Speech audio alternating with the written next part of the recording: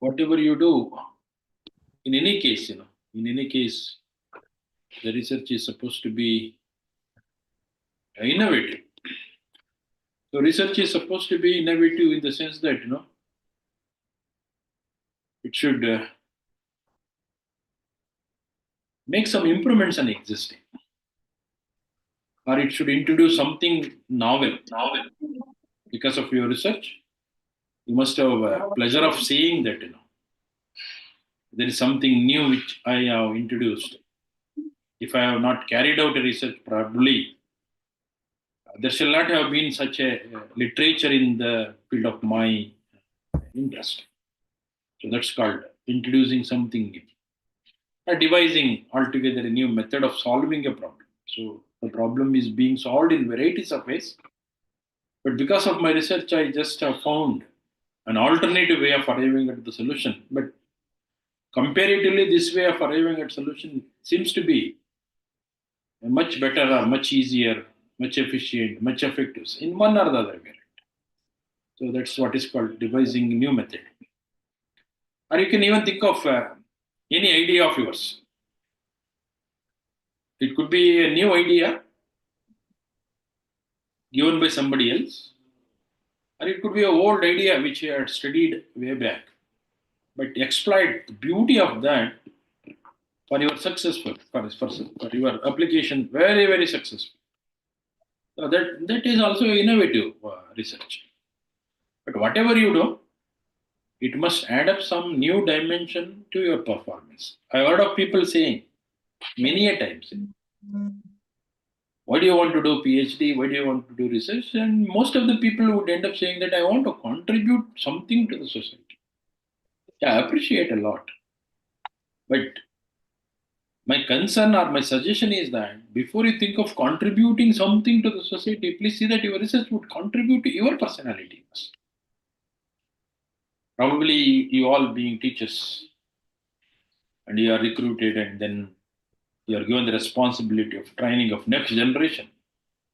And you are doing it now. And you enroll your name for PhD and then successfully complete PhD next 3 years. And you must see a big difference between what you are after PhD and what you are now before PhD. There must be a big difference in terms of your style of delivery, in terms of the authority with which you can deliver, in terms of the confidence with which you can address your students, in terms of the ability in reading through quickly and digesting the material, and your ability in convincing student with a couple of good experienced example. Experienced, not simply example that you read through in some material and present in front of the student. Instead, you are expected to present your own experience. That's what is called a difference between a teacher with a PhD, teacher without a PhD. So I mean, research is called innovative if it adds up some new dimension to your performance, and because of your research activities, there is some unique style of your teaching. So that's what, with respect to teacher, with respect to anybody for that matter, earlier to PhD, early after PhD, if you do the difference, some after PhD minus earlier PhD should have something that's called. I call it as research is innovative. All in all, it is expected to be contributor, right? And beyond that, if you can contribute to the society, all of a sudden a research scholar cannot think of contributing to the society. First, let him contribute to himself, and then after PhD, he becomes a real researcher. While pursuing PhD, I don't call him as a researcher. I call him as a student of research. Right? Like student of masters. He's not a master degree holder. He's a student of research. He's a student of master's, student of bachelor degree. Similarly, student of PhD. He's a PhD scholar, PhD student. Soon after completion of PhD only, he becomes an independent researcher. Then think of contributing to the others. Till then, we should contribute to your performance. Right? There must be a big change in you because of your research. Then I say that research is innovative. Right? Why should a teacher do research? I told you already. Because we are for the next generation. We are supposed to inculcate attitude into the students. We are going to transform not our knowledge to the student. No, gone are those days transforming our knowledge into student, because there are many modalities for students to pick up knowledge. But we are going to inculcate attitude. We are going to transform students for the future. And for me to grow up to that level of transforming the existing students for the future, I must do research. Doing research, being a computer scientist doesn't mean that I should take up research problem related to computer science. I can do classroom research. I can do psychology based research. I understand how are the student behavior when I do this lecturing, when I do this lecturing. I study and come out with that wonderful understanding of psychological aspects of students. That's what a teacher should do research, because we are building up tomorrow's. We are responsible for tomorrow generation. Look, if an engineer commits a mistake, not a mistake at all, one building will collapse, some people will die. If doctor commits a mistake, it's not a mistake at all.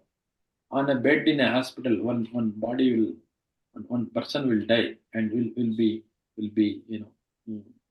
buried one feet below the earth.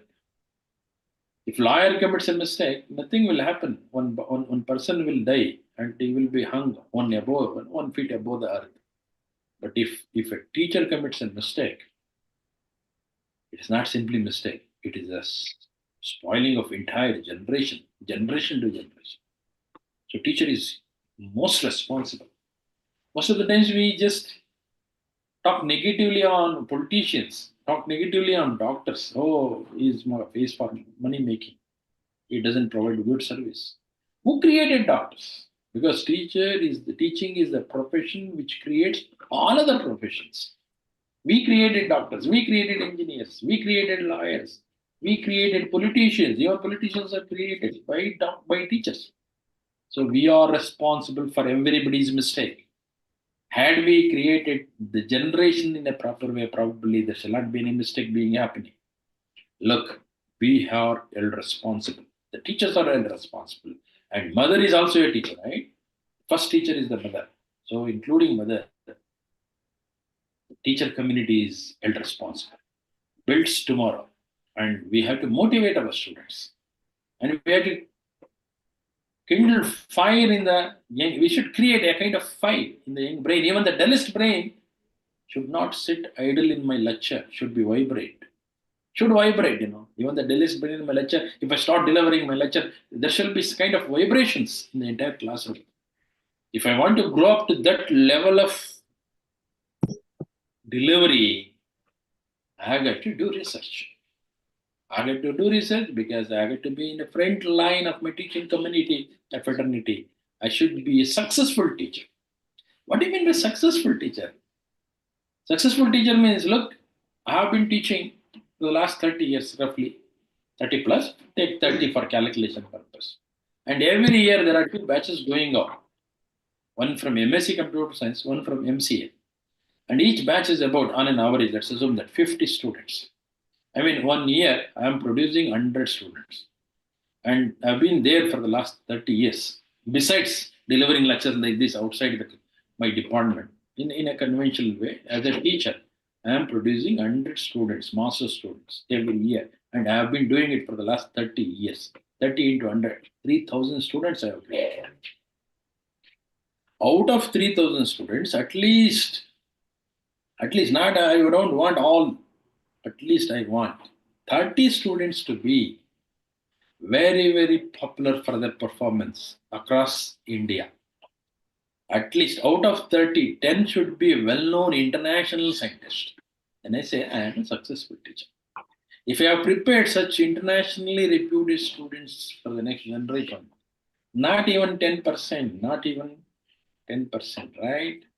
At least less than that, 5% students of mine get reputed, recognized at international level for their contribution, I'm successful. I have to inspire them to that level of thinking. And that's what is supposed to be the great aspects of a good teacher. Look, I must inspire them. I must see that they think big in their perspective. The students will think big. Students will grow big in their own pursuit. They must perform very big in their future life. To create such students, it's not that I get to be only one class ahead of my student. Most of the times, what do we do? I'll have my lecture tomorrow at 9 o'clock. Today I sit and study for my lecture for 1 hour. I sit and study for 2 hours today and make a note of it and then carry the note and then deliver that. Then I say that you are just one day ahead of your student. You're not very, very ahead of your students. You are just one day ahead. And sometimes we do get prepared for the afternoon lecture sitting in the morning. Then I say that we are only 1 hour ahead of your student, right? Look, dear friends, today, because of the technology, everything is available. Why should yours? Why should yours? Why should you expect your student to listen to your lecture? Because many things are available on YouTube. One can listen to the great experts from outside.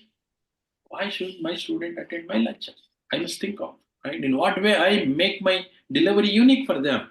In case if my student misses at least one lecture, 1 hour of lecture of mine, he must feel a kind of mentally disabled because of that lack of knowledge. That should be the spirit of a learner.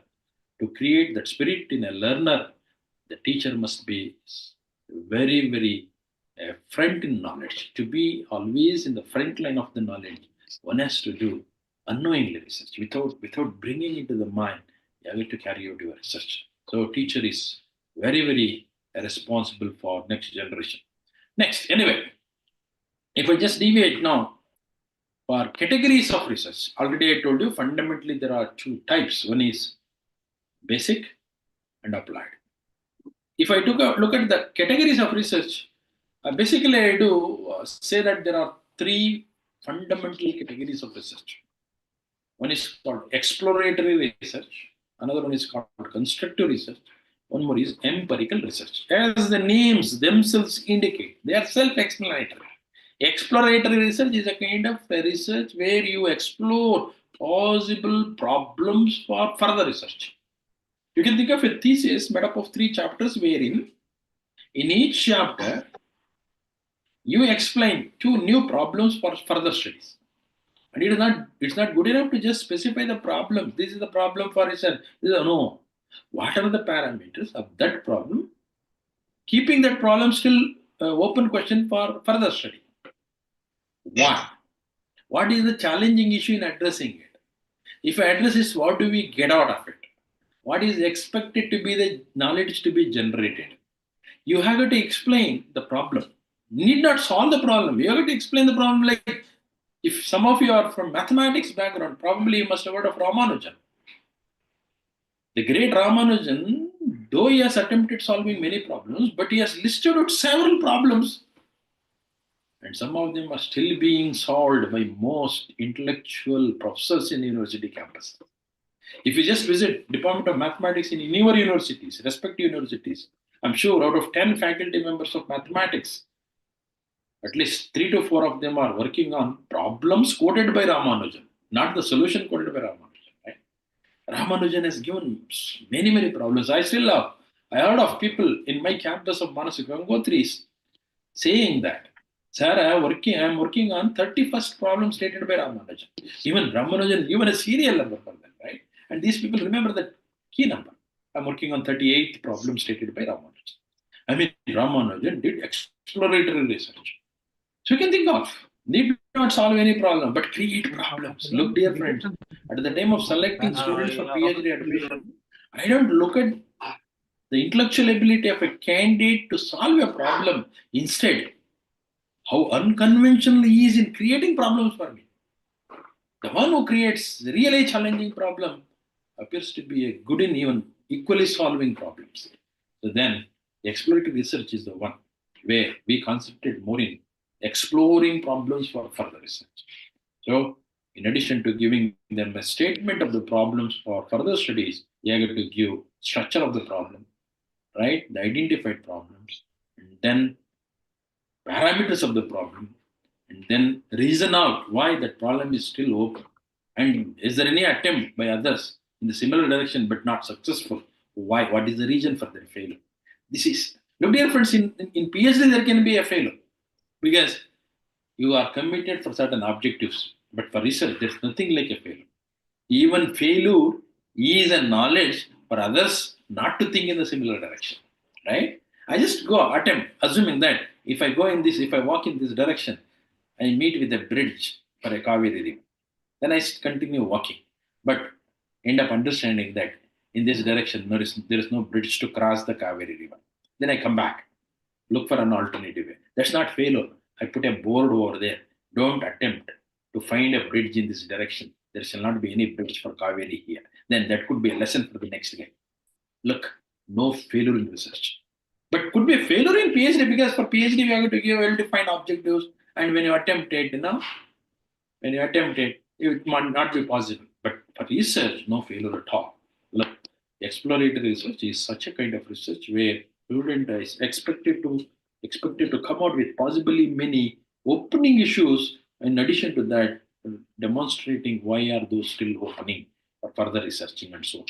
The next constructive research is the one where take up an open problem. Could be a problem stated by you, could be a problem given by others, but could be a problem which is already well known. Take up a well known problem or your own newly explored problem and think of generating solution to that, constructing solution to it. I mean, the constructive research is a type of research, is a category of research which concentrates more on development of solution to a known problem. That's what is called constructive research.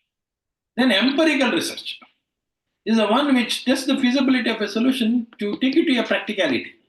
Most of the times we have a problem, we know the solution, but unfortunately not being developed for deployability. That's not productized. That's not brought into the practicality, right? You take it to the empirical. So a computer scientist may say that I have got a wonderful communication tool today, but that's not brought in the form of an app so that you can install them and work with them. Right? So somebody may say that I have some tool for agriculture, a new tool for agriculture. That's on the paper, but not brought into the form of product. Can you bring it to the form of deployable item? And what is the feasibility of deploying it? Is it really good or bad? How effective is that? So studying the empirical analysis. Empirical means something practical, making it practical. Look, dear friend, here you see the purposes. The first purpose is to explore avenues for further research. The second one is to give solution to that explored problems. The third one is to take the solution which is ready available to field work, to the practicality. These are the three categories of research I would rather say. But one can think of carrying out only one of these. You can concentrate only on exploratory, need not work on the other two. You can concentrate on constructive, need not work on the other two. One can think of taking up the known solution to deployability. So empirical only, but not. One can think of any two, exploratory and then followed by a solution. Or take up a problem known, work out a solution, practically prove it. Any two of these. And even you can think of all the three of these. Probably the great Indian scientist, the one who could grab Nobel Prize for the science from India, C.V. Raman, you must have heard of, right? C.V. Raman. He was the first man who could grab the Nobel Prize for science, non-whitist. From India, he's the second man because Rabindranath Tagore got earlier to him for the literature. But C.V. Raman got the Nobel Prize, first man, non-whitist, who could grab the Nobel Prize for science was C.V. Raman. C.V. Raman did all the three. When he was moving around, moving across the specific ocean, he could visualize, he could explore the problem, the scattering of light. If the light has got many, many colors, this is how the scatter looks. But if light has no color, only one color, then what is the scattering of color? He explored a problem. And then came to the laboratory, constructed a solution for it. Not only that, and then analyzed the feasibility also into a practicality, demonstrated it. He could grab the number. Look, he could do all the three. He himself, right? Created a problem, solved a solution, find the solution, and then demonstrated for its feasibility. He explored all the three. Look, dear friends, besides these three, empirical, constructive, and exploratory, research can also be labeled based on the physical location where the researcher is spending maximum effort all the time. Somebody every day goes to the library, sits with the collection, sits surrounded by books, reads many books, and then generate a new book, summing up all the stories in a different style and integrated way, revising the stories, right? Then come out with a new book and put it into the library as a next one. I mean, library has already got 1 lakh book. It is plus one book. It's also a research. Then I call it as, because the researcher spends most of the time during his process of research inside the library, I call it as a library research. Right? You can do most of your time dealing with the students, psychologically understanding the students, and studying their psychological aspects, and collecting data, teaching them. And most of the research part is carried out inside the classroom. You come out with a wonderful research ideas. Then I say that it is a classroom research. Farmers do great research in the field. They go to the field, right? And study that, look at the environment, predict the environment, and then decide which crop is supposed to be the best crop for the next generation. Look, they seed for it, and how long, what is that? They study. I call them as a field work, right? Could be a library research, could be a classroom research, could be a field research, right? And so on. Laboratory research, most of the time a scientist creates a problem, goes to the lab, conduct the experiment, nothing like a theory, but conducts. And then, based on the experimental evidences, he concludes. Then I say it is a laboratory research. A great mathematician like Ramanujan never had gone into a laboratory, but worked only on the table. Only on the table. Used to sit along with it, on a chair along with the table, and then just go on recording and working, solving, chanting money. Finally came out with a wonderful LHS equal to RHS. But how is that? LHS is same as RHS. Nobody knows. He explored it. He left it. That's what is the contribution of Ramanujan. He could visualize this is what is LHS equal to this RHS. But what is this way of arriving at RHS? You leave it. He just left it to the great mathematicians of today. I mean, he did the research on the table only. That's it. That's it. Table research, right? Look at it. I mean, based on the physical location where the maximum effort of researcher is spent on, the research can also be labeled as a field research, table research, classroom research, and so on and so forth, right? Dear friends, what I am indirectly communicating with you is that don't ever think of any problem is a well-solved problem and there is no further scope for it. Because as long as you are individually different, you can always have an intellectual ability to look at the problem in your own style, in your own perception. The moment you bring in a kind of you could inculcate a kind of unconventional way of thinking in you, I'm sure that you can come up with a new way of understanding of the object. So then either you explore a problem or you solve a problem or you test the feasibility either in the lab or in the library or in the class, whatever it's based on that you can categorize. Probably I'm just getting some hints, some stories which I read through some way. God, the God. God was the topic for research. And the community of farmers, for example, wanted to do research on God and wanted to generate an instance, an example for the God. This is what I am talking about. While solving a problem, you have to look at your richness. You have to look at your poorness. Where are you poor? In what way you are poor? What are your richness? Right? What are your infrastructure? However you can think of. Look, our thinking is always restricted to our background. I cannot think beyond my background, right? If I have come from a village, always, most of the times I think from village background. If I have come from a rich family, then I think always rich. If I think from something, so the domain from which I have been evolved, right? That matters a lot. When farmers wanted to think of a god, they visualized, probably in my understanding, Lord Shiva. Why did they visualize Lord Shiva? Because the God is something which is supposed to give me what I wanted. I mean, God is something which is rich in everything so that He can make me rich.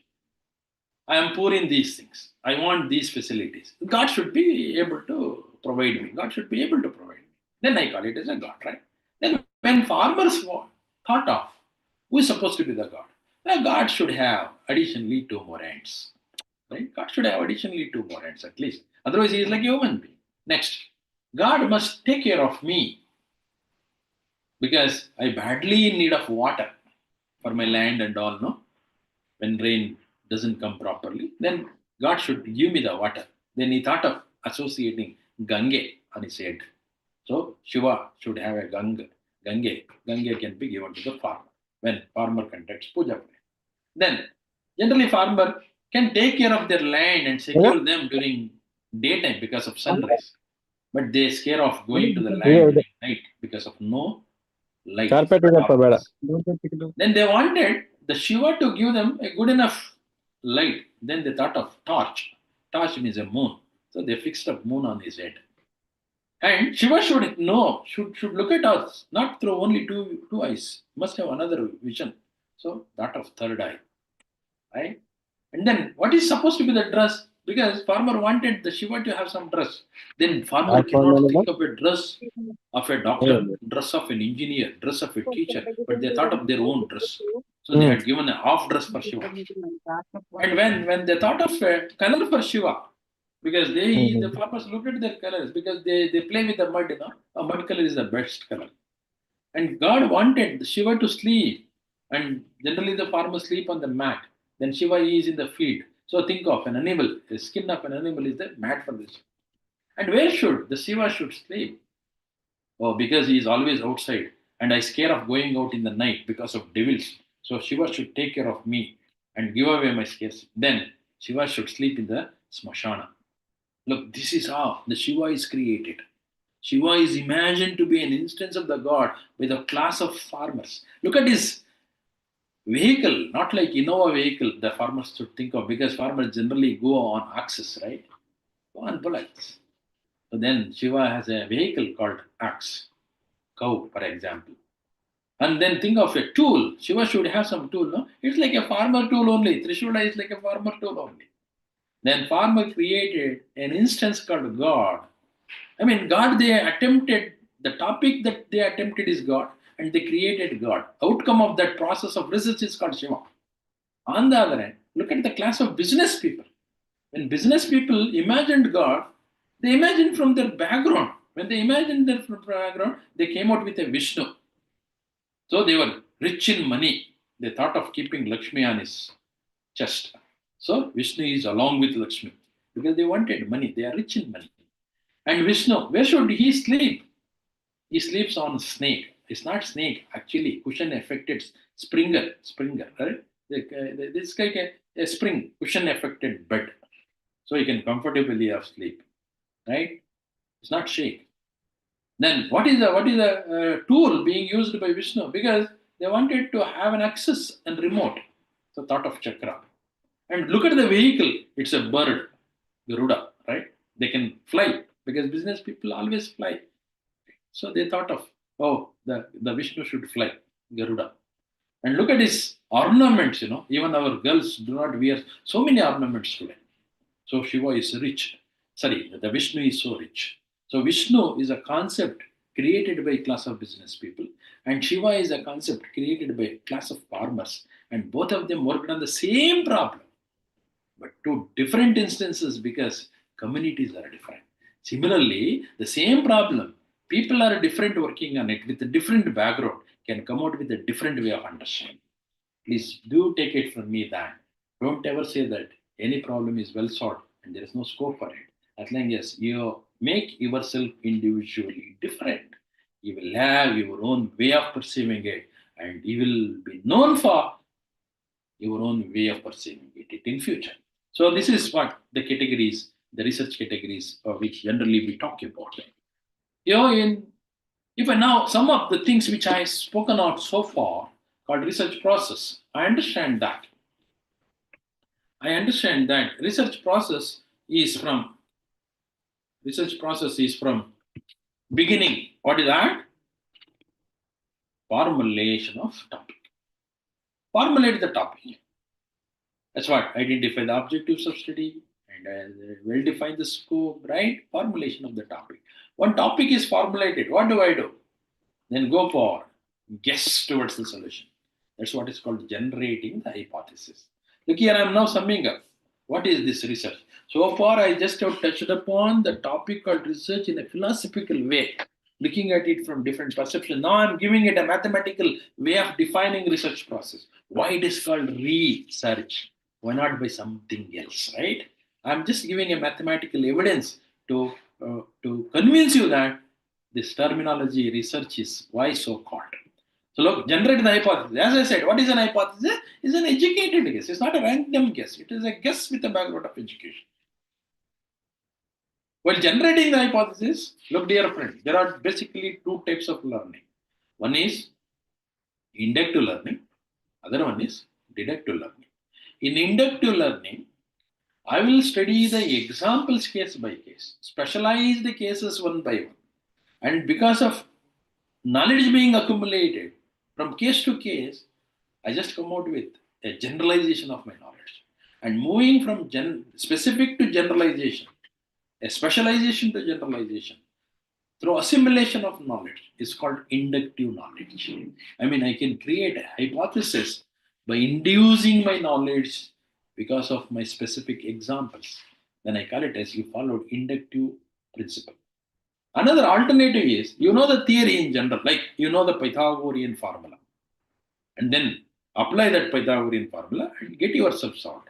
Then it is a deductive knowledge. Look, why it is as good as attending a multiple choice question. If you know the answer, you will tick suddenly. If you don't know the answer, you will deduct one by one, eliminate one by one, and then what is left out, though you are not sure that it is an answer, but it is the only one which is left out, you keep it as an answer, right? That's what is called deductive knowledge. So, deductive knowledge is a process of acquiring knowledge from generalization to specialization.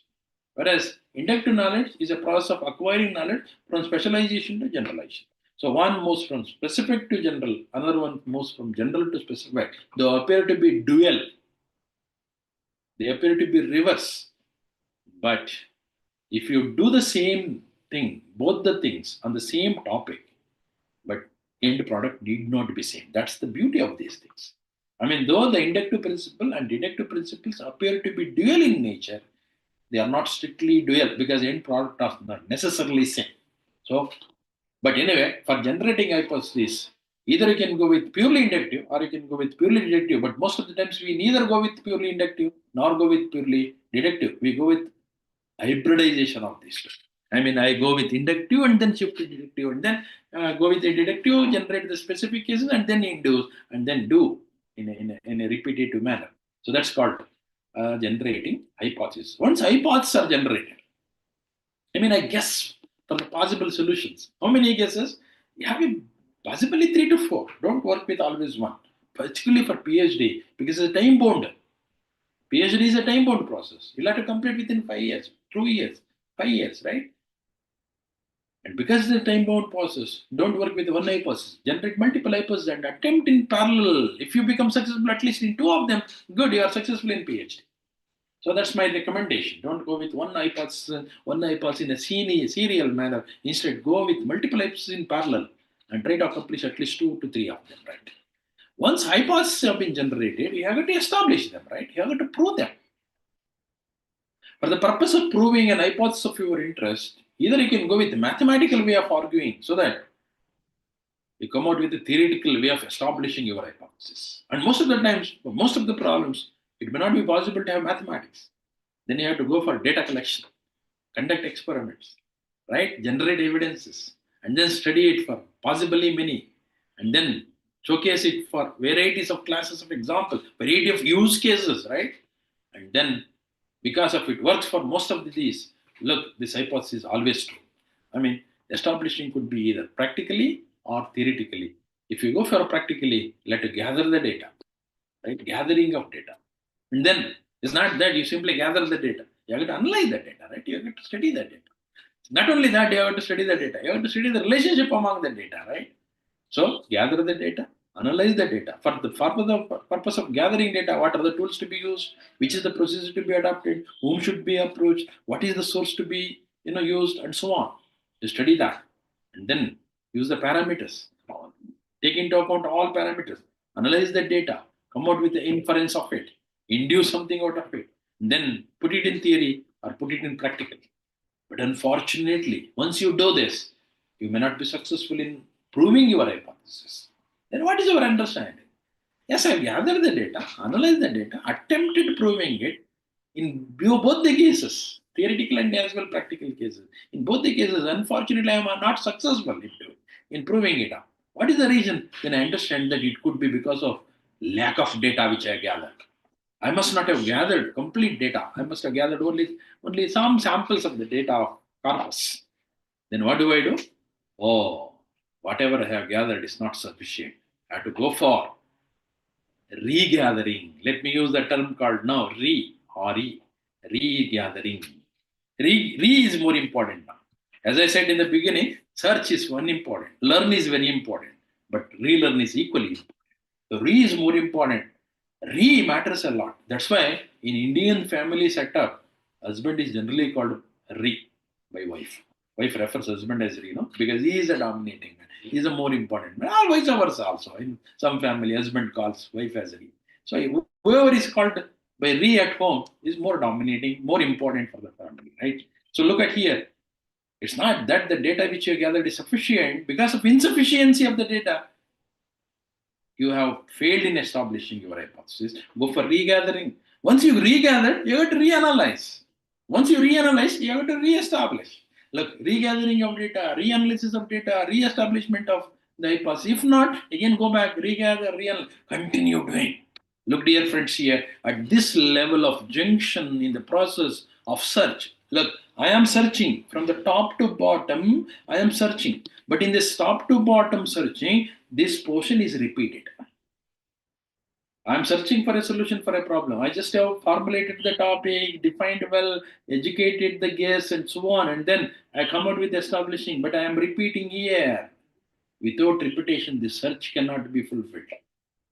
This is a basic search. This is the search process. But in the search process, this portion is repeated.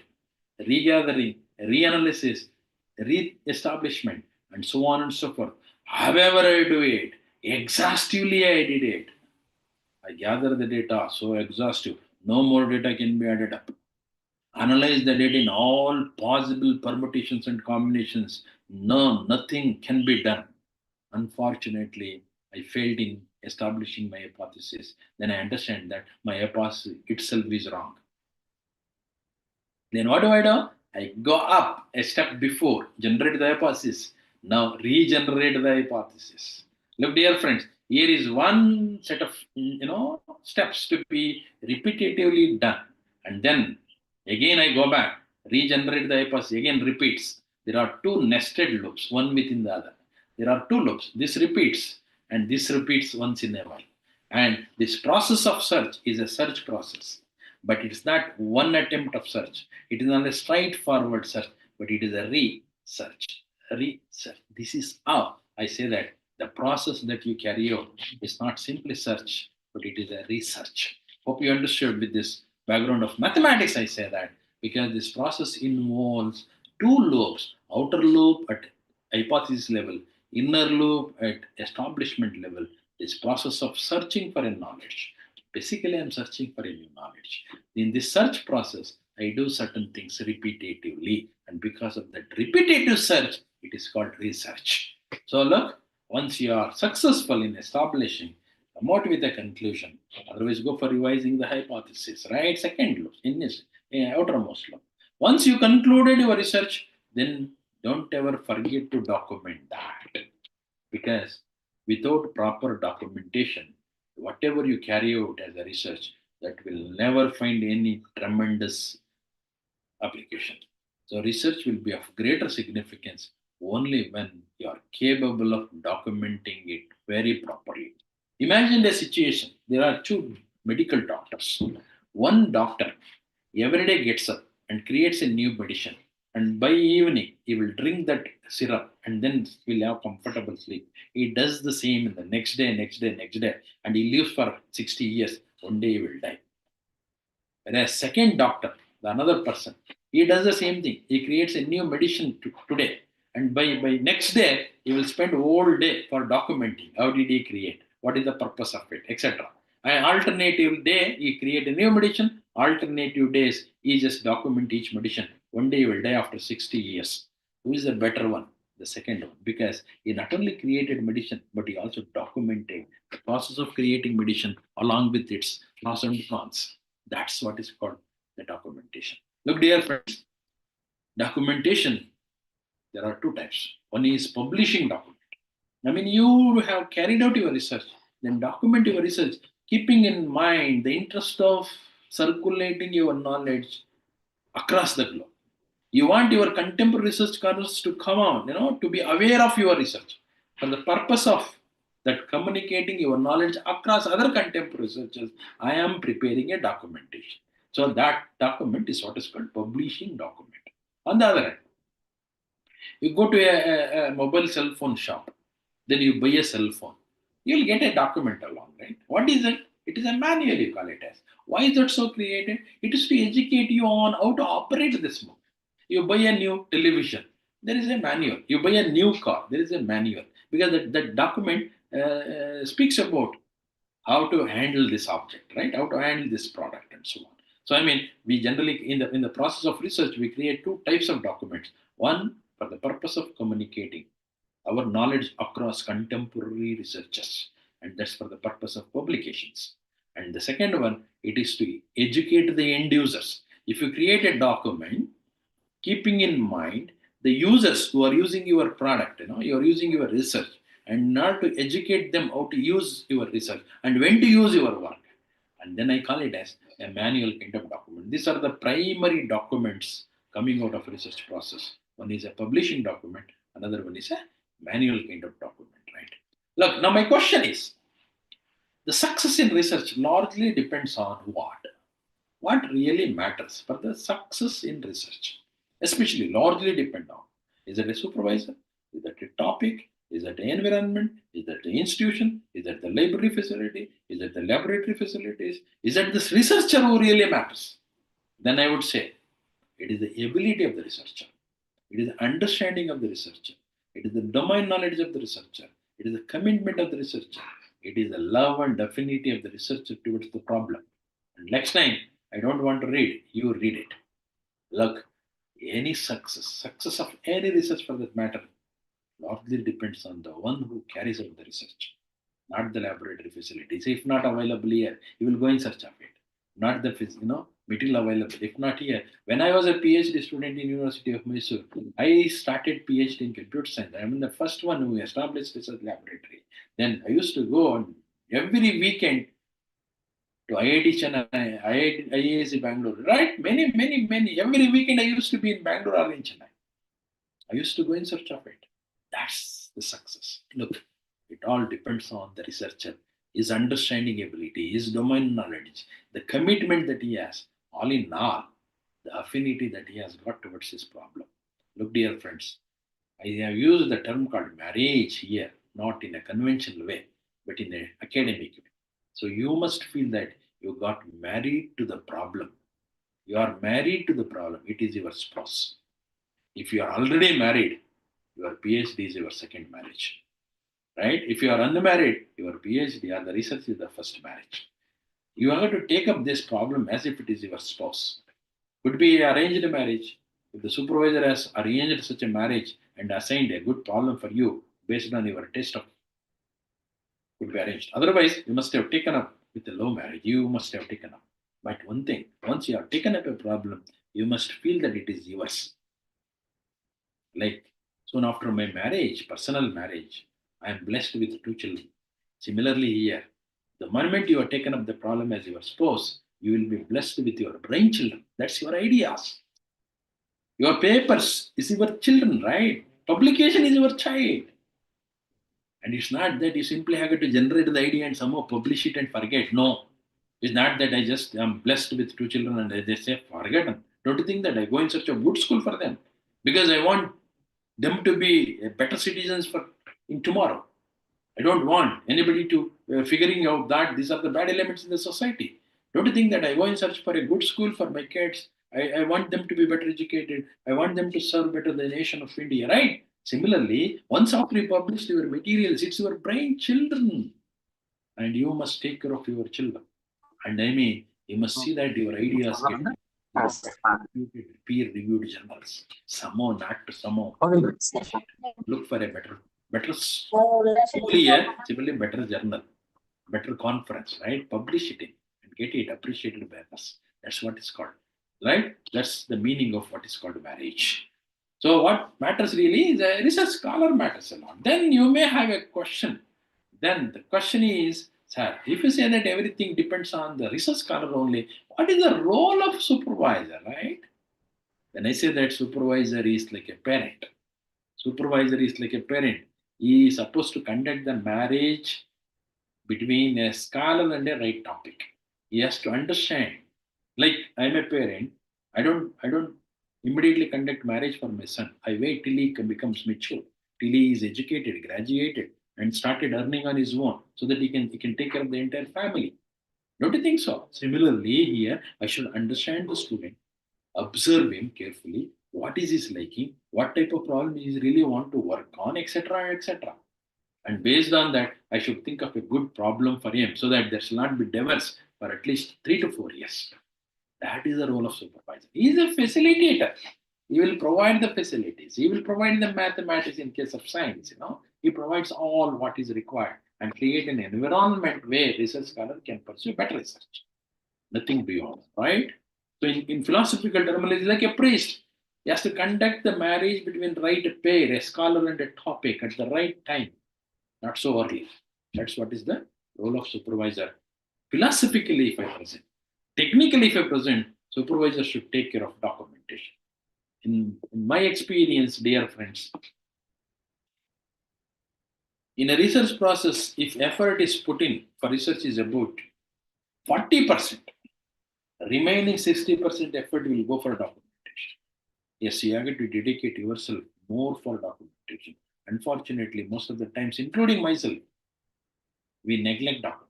We are good at carrying out research. We are good at thinking, coming out with ideas, demonstrating the ideas. But unfortunately, we are very, very, very, very poor in documentation. Right?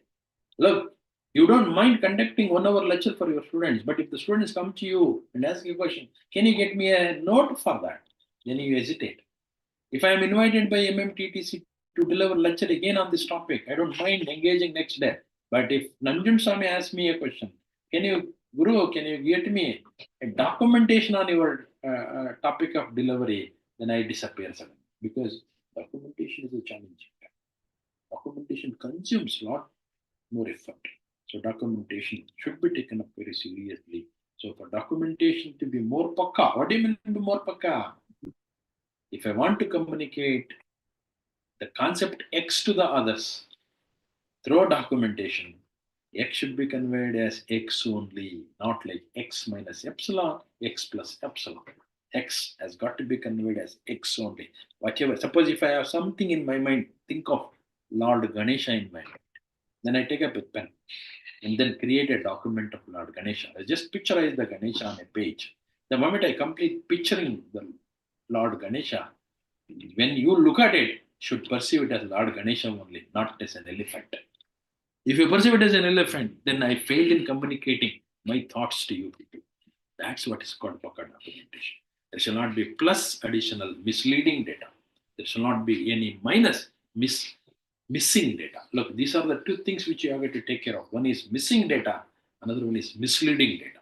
Documentation should be free from both missing and misleading data, right? Misleading information. So that's what is called documentation. In research process, basically we talk about 5 types of documents. One is proposal. Proposal means, as the name itself indicates, like boy proposes a girl, or parents of a boy goes to the residence of a girl and puts a proposal. How does that parent puts a proposal? He puts a proposal projecting his boy first. You present. We just project our boys. This is what is the qualification of my son. This is what is his job. This is the money that he earns every month. This is the salary of my son. Look, this is how he looks. He's so handsome, right? And he is of so many characters. Good characters are these. Look, because of this, can you just see that your daughter will be married to my son, right? So that's the proposal. I mean, convey the plans. What do you want to do? How do you want to do? Just convey the plans of action. Along with that, project yourself. That's called proposal. Why should you be associated with the project, not somebody else, right? That's what is called a proposal. Plans of actions. Abstract is a list of accomplishment. I mean, what you have accomplished. Put it in a not a lengthy way, but in a compressed way. Expressing everything what you accomplished in a very very small paragraph is what is called abstract, right? It's like a kind of a bird view, right? It's kind of bird view on the entire things which you accomplished. Then synopsis is an extended abstract in the sense that in abstract I say what I have accomplished, but in synopsis I should also answer how. How is that accomplished, right? What is answered in abstract? How is answered in synopsis? It's an extended concept, but most of the times we get confused with proposal and synopsis, right? So proposal and synopsis. In university sectors, generally we say that submit your synopsis. No, synopsis is not submitted in the beginning. Proposal is submitted in the beginning. A research scholar proposes the following for the PhD topic, right? Whereas synopsis is at the end of your PhD. So unfortunately, these are interchangeably used. Anyway, then we go for publications. When you go for publication, you have to come out with research papers, research articles. It is only for transformation of knowledge. You have acquired knowledge because of your research, and that acquired knowledge has got to be communicated to others so that they will be equally good in my area of specialization. That's the purpose of paper publication. Next, finally, by the end of your PhD, you have to submit a report. By the end of your research, you have to submit a report which is nothing but a detailed container. Let me underline detailed container. It is a container of knowledge, but in detail. I mean, it should have both pros and cons of your research activities. You must present both positive aspects of your research outcome and the negative of your research outcome because you are the author of it, you are the creator of it, you are the better judge. You present both. Under what circumstance your research is good, under what circumstance your research should not be appreciated, why, and so on and so forth. It is a detailed kind. As I said, for research, no failure. Even failure is a success. It is a good knowledge for others in future, right? So there is nothing like detailed content in the sense that report should have everything, positive aspect and the negative aspect. You are the final, you are the judge on that. So then if I look at the peer publication, that paper publication is a measure to success of research. It's a method of measuring how success your research is, either qualitatively or quantitatively. More the number of publications you have, quantitatively your research is good, but not necessarily qualitatively. Though less is the number of research publication, but where is that published? Who are the editors of it? Who are the reviewers of it? Who are the experts involved in publication process of your work, right? That decides the quality of your work. Sometimes one research scholar is there. He has published 5 articles. But there is another research scholar. He has published only 2 research articles. This 5 indicates quantitatively good. But this though two, but this appears to be qualitative research than this one. I mean, the paper publication is a must and it is a way to measure the success of research qualitatively and quantitatively. Basically, there are 2 types of publications we talked about today. One is conference proceedings, another one is journal publication. In conference proceedings, there are 3 levels we look at. One is there is a call for conference. Conference will take place in the month of today is a January, no? It will take place in the month of April, and deadline to communicate your paper is end of February, and you are given sufficient time to draft a paper. You'll have still 1 more month or 1.5 months, and then work out on a paper, submit. So you'll submit by the end of February, and they will reply back within a week stating that your paper is accepted. And come and make a presentation. We provide you the platform. That's what is called no review, but everybody is invited for presentation. And such is not a publication. The interest of the organizers of the conference is to provide you the platform where all of you can go together and physically meet each other for exchange of knowledge. You can exchange your knowledge, share the ideas across, and get your feedback from others, and redraft your work, right? Revise your work. so that you will have an improvement on it. So that's the purpose of first level conference. The second level conference, the conference will not be in April. Conference will be in October. Still, we have about 9 months to go. Then the deadline for submission is not end of February, only within 1 month. They give you sufficient time, about 2 months, 3 months, end of April. And they take about May and June together, 2 months time to review the paper. They get your paper reviewed by the 3 to 4 reviewers. Those reviewers are experts in the similar area, in the same area. They look at your paper and then put the corrections on it, comment on it, and that comment will be shared back to you. By the end of May, you will get the comment. They say that you come prepared for these comments, need not submit again, but your paper is accepted for presentation. Come and make a presentation in the month of October, but while coming, you come with a preparation for these comments. Then you conduct the experiment, June, July, August, you have 3 months, conduct the experiment, redo the research, and redraft your paper, and go with the revised version and make a presentation, attend to all this. Then proceedings will be published. Full-length article will be published after 3 months of the conference, post-conference publication. And that can be taken up as a. And then during your presentation, there is a jury of experts. That jury of experts will put again comments on you on a revised version, right? Again, these comments will be shared to you. Then you will be communicating back after 2 more months. Then November, December is the deadline where you take care of all observations made by the jury of experts and revise your work, communicate back in the month of December. Then your paper will be published again in the month of January, 1 year almost from today. This is what is called review, but not critical, but it will be published after multiple reviews. So this is called one level of conference. Another is an indexed conference, we call it as Scopus Index, right? Web of Science, we must have heard of, right? These indexed conferences are supposed to be peer-reviewed conferences. I mean, completely refereed journals. Refereed journals or refereed conferences are something.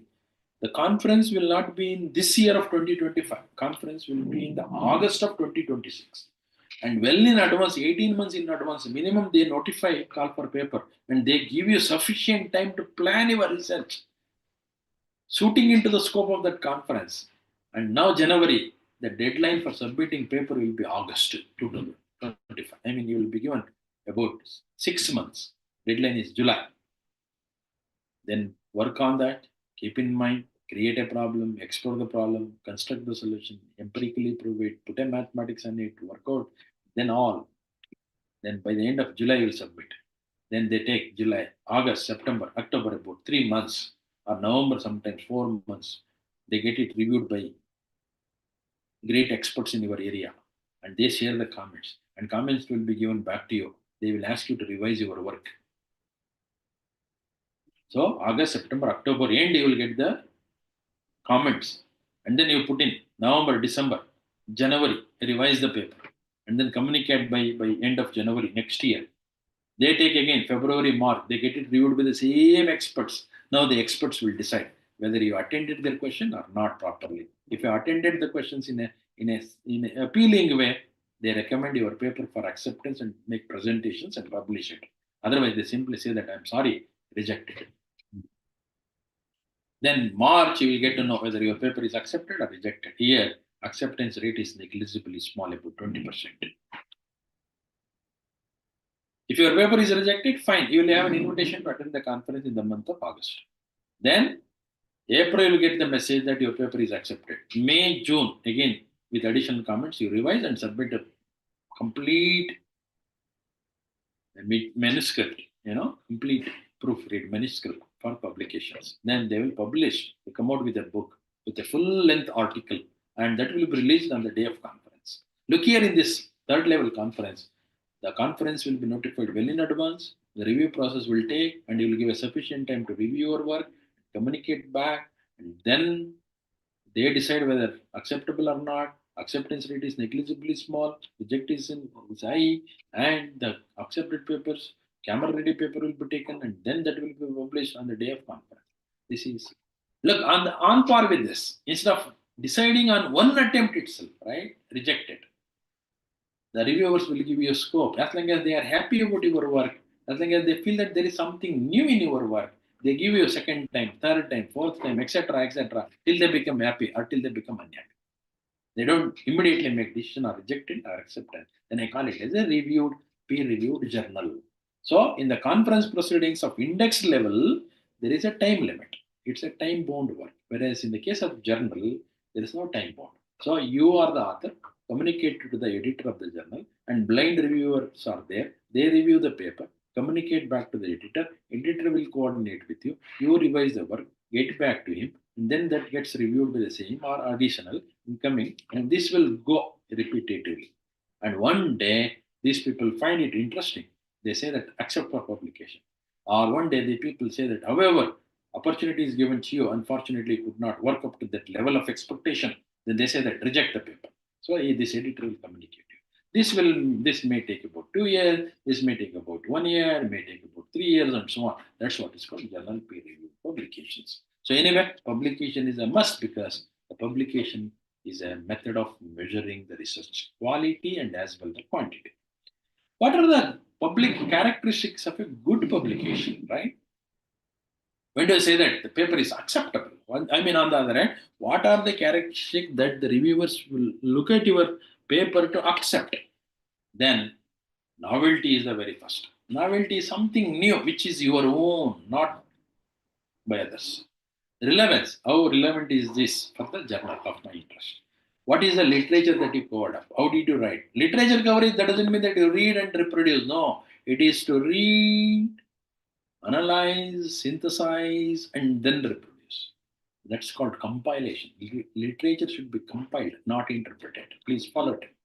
I mean, read 100 materials related to your topic, study them, keep them in mind, cluster them, group them similar, and then compile them, synthesize them. That synthesis should take place, and output of synthesis should be the literature review.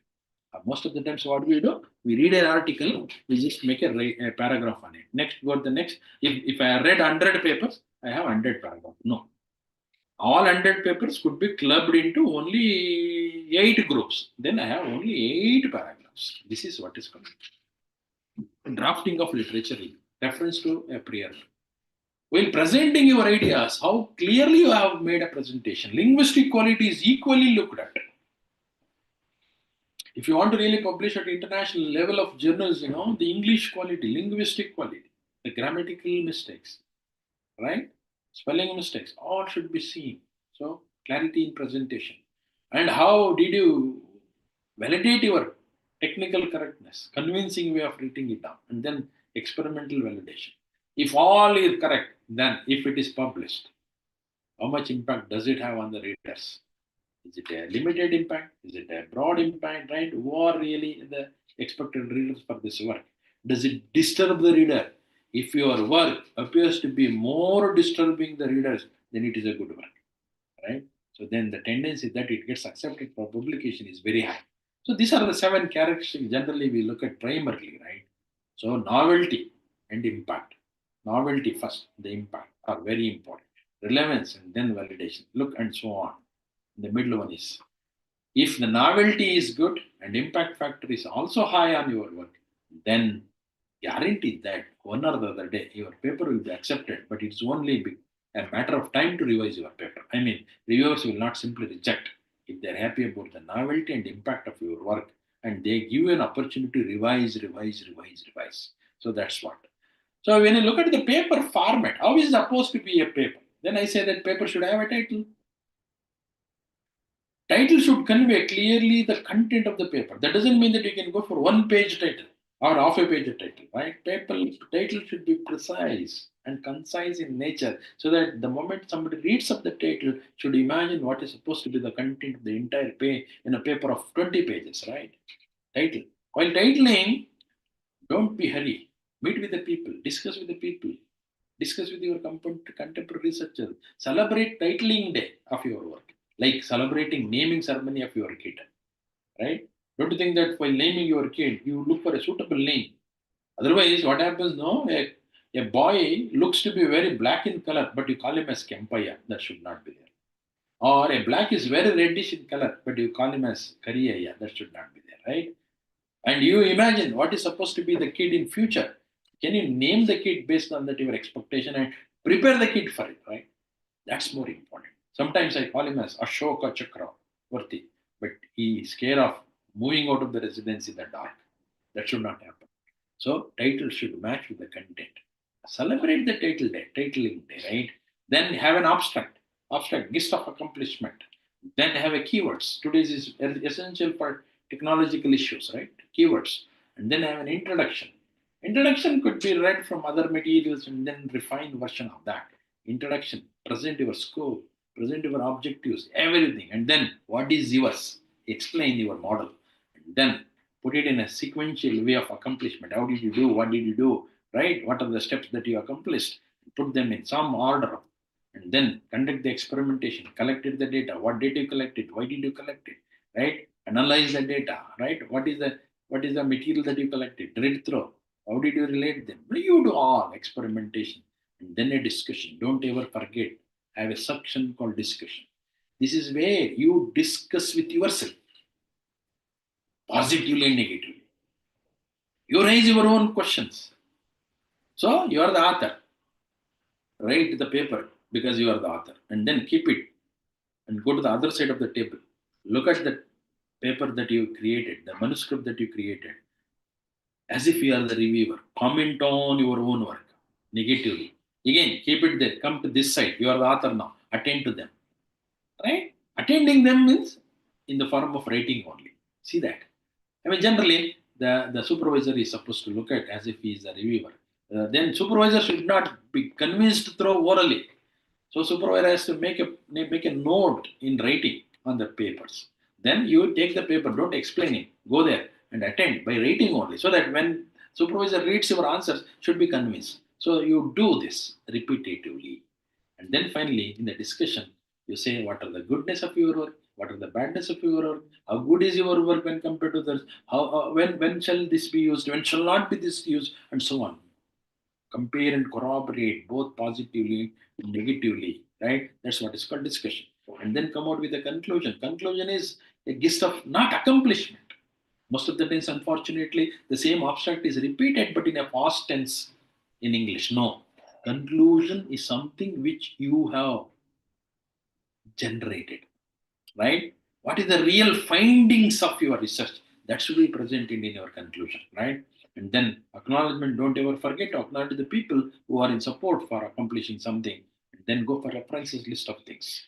So these are the issues which I already explained. No? References means it's not that you have to cover up all your school books, right? So references should be well selected, right? And then thesis writing. What is thesis writing? It's a collection of paper, that's all. But in individual paper, you talk about one idea, but in the thesis, you talk about multiple ideas collectively. Then you have to redraft all the papers so that you will have the same symbol across the entire thesis. But in your paper one, you may have a lambda. In a paper two, you may have a delta. But in entire thesis, either is to to lambda or is to to delta for one concept, right? That's what is called.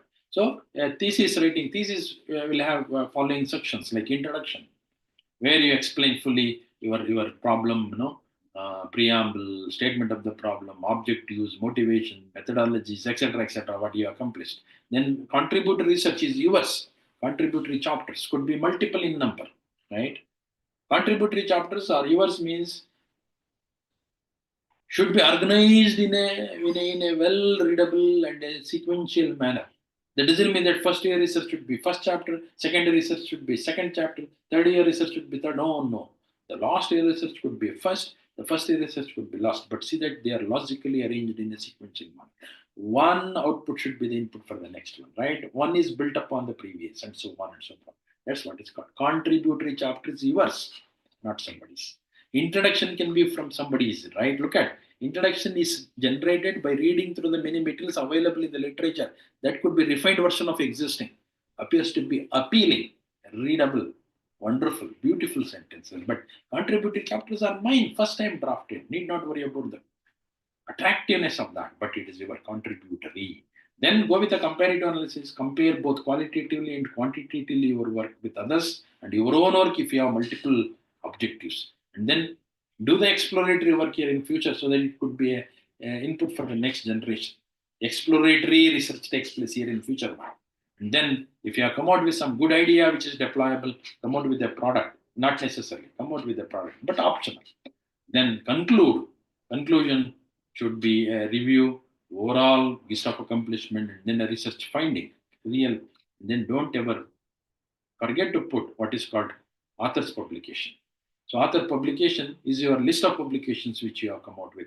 And appendix is something which is as prominent as your work, right? But not yours. Appendix is something is as prominent, as important as yours.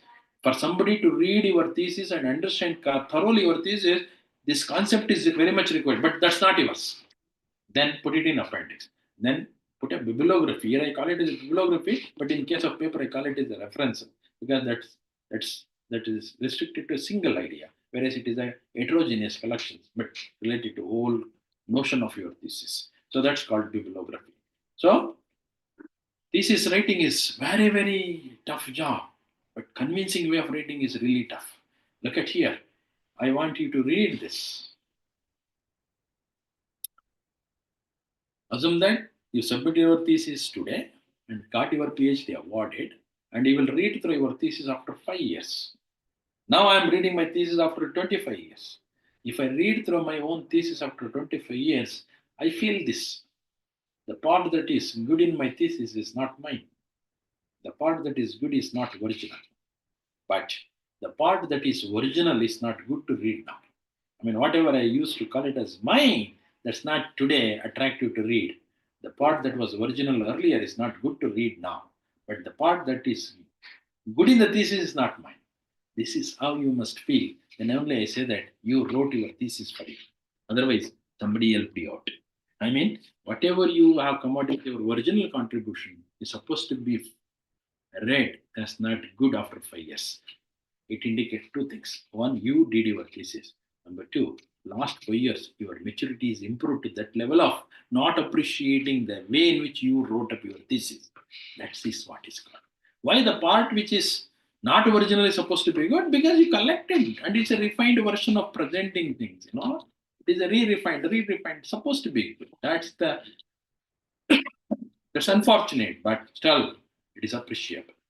On the other hand, look at here is a communication between an author and an editor. An author has submitted a paper for publication, and that paper got reviewed by many reviewers, and editor replied back to the author. The Smith is the author. Dr. Smith, editor is writing, Dr. Smith, we are happy to accept your superbly written paper for publication. Look, we are happy to accept your superbly written paper for publication. However, I just could not help adding. Tell me who wrote it for you. I mean, editor asks the author that it is superbly written. Your paper is so accepted. But please tell me who helped you in writing such a good paper. Who asked? Editor asks. Whom? The author. Then author Smith answers. I am so happy, dear editor, that you found my paper acceptable. But tell me who read it for you. Look, author interacts with the editor telling that I'm happy that you accepted, but I doubt if you have read my paper, this paper or my earlier paper, because I am writing the paper with the same standard. Whereas editor says that so far I have never expected this type of paper. This is really good paper for me. How come it is possible today, right? I mean, this gap in understanding is always there because there is a person X, there is a person Y. A material M is supposed to be communicated. M should be communicated as M only. The Pakka documentation is really challenging. There is always a gap in understanding between a reader and a writer. Please, when you attempt writing a paper, write as if you are a reader. Write the paper assuming that you are a reader. While reading a paper of others, don't read as reader, read as author. Be inside. You just assume that you are the writer of the paper and read as if you are the writer. I mean, reading a paper, read like a writer. Writing a paper, write like a reader. I mean, you are an author of a paper, but while authoring a paper, be as a reader. While reading a paper, be as an author. This is what is the way of communicating, the bridge and the gap existing between them, right? And bridging them. So this controversy and understanding is always there. This confusion is always there because the participating co-researchers vary from paper to paper. I've been in research for the last 30 years, 31 years. But my contemporary, contributing, participating co-researchers vary from time to time. Obviously, there is certain variations in the style with which I draft my paper, but still, all supposed to be good, right?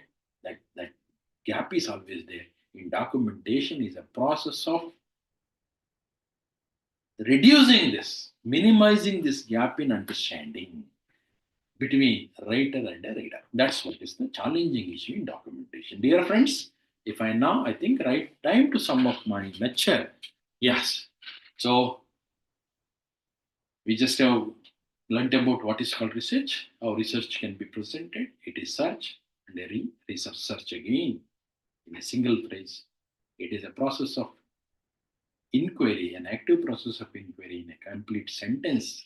And then throughout my lecture, hope I have just elaborated the importance of research, research process, research researcher, qualities of both process called research and the person involved in research called researcher, greater attributes of both.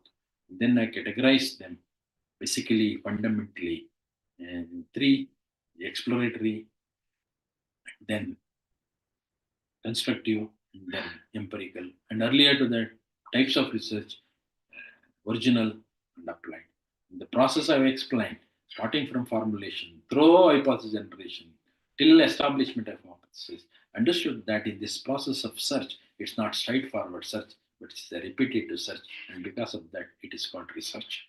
And I also highlighted the responsibilities of not only the researcher but also supervisors. Is like a priest, is like a facilitator, is supposed to get involved in documentation. Myself, I'm involved in documentation of my research scholars, right? I spend longer time for them. And documentation is the toughest job, my opinion. If research requires about 100 units of effort, 40 units will be spent only for conducting research. Our students are really good in conducting research, but poor in documentation. Supervisors should get involved in documentation, which requires 60% of effort. So unless you properly document your research is of no significance. Now, I have my own. I've been talking for the last 3 hours and trying to give you a clearer definition for research. Even now, I say that I have not given you a correct definition, complete definition for research. I will just have elaboratively explained what is called research.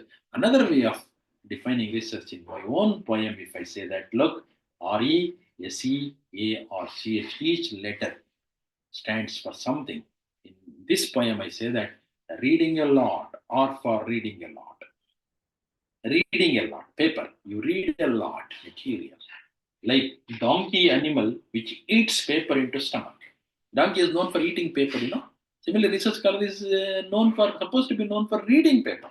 Donkey eats paper into stomach. Research scholar reads paper into mind. This is the only difference, but both of them are donkeys. Initially, I expect research scholars to be donkey because donkey is known for hard working. Research scholars should work hard in the beginning, very, very hard in the beginning, never compromise, no substitute, no shortcut for hard working. And then, while working hard, should not continue to be donkey. The donkey should become a horse, riding fast, or at least you should become as beautiful as the rabbit, looking so attractive and still moving faster, right? So should the donkey should be converted into a rabbit-like small animal, or at least equally a big animal like a horse for moving towards target, destination, reach towards destination. Donkey should not continue to be donkey. Donkey should get transformed into horse and a rabbit. That's what I call it as establishing scientific and engineering aptitude. It should establish scientific and engineering aptitude means knowledge. Even history has science part of it and engineering part of it, right? If you study the history of Ashoka, right? Ashoka created many kingdoms, many temples, and so on. That there is a science and there is an engineering aspect. Economics as a science and engineering. Science is something which creates. Engineering is something which makes it possible, right? We have a slogan, we have a message that science creates, engineering makes it. So every aspect of our life has both science and engineering aspects. Right? Today we are talking about technology also. So science creates, engineering makes it, technology beautifies it. These are the three important aspects in every day, in every aspect of our life. So it is that should not end up reading material like a donkey eating material. You should become a horse, establishing yourself, right? Moving fast towards your destination, scientific and engineering aptitude to have a personal rapport. You must have your own rapport, not being a son of a great politician, not being a son in law, not being a daughter in law, not being a daughter of a rich man on the earth, but because of your own personal research. So it is to establish yourself, science and engineering aptitude, to have your own good personal rapport with a commitment to build up a healthy society.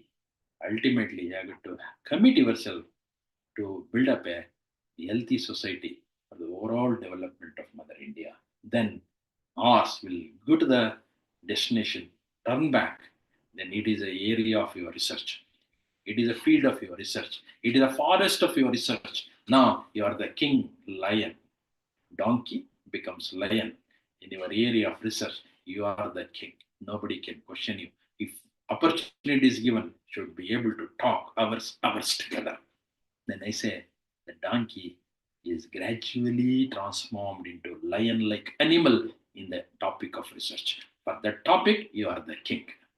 That kingness should come into you. Initially, you are nothing, but now you are the king. And the transformation of every nothing personality into a king personality, that process is what is called research. With this,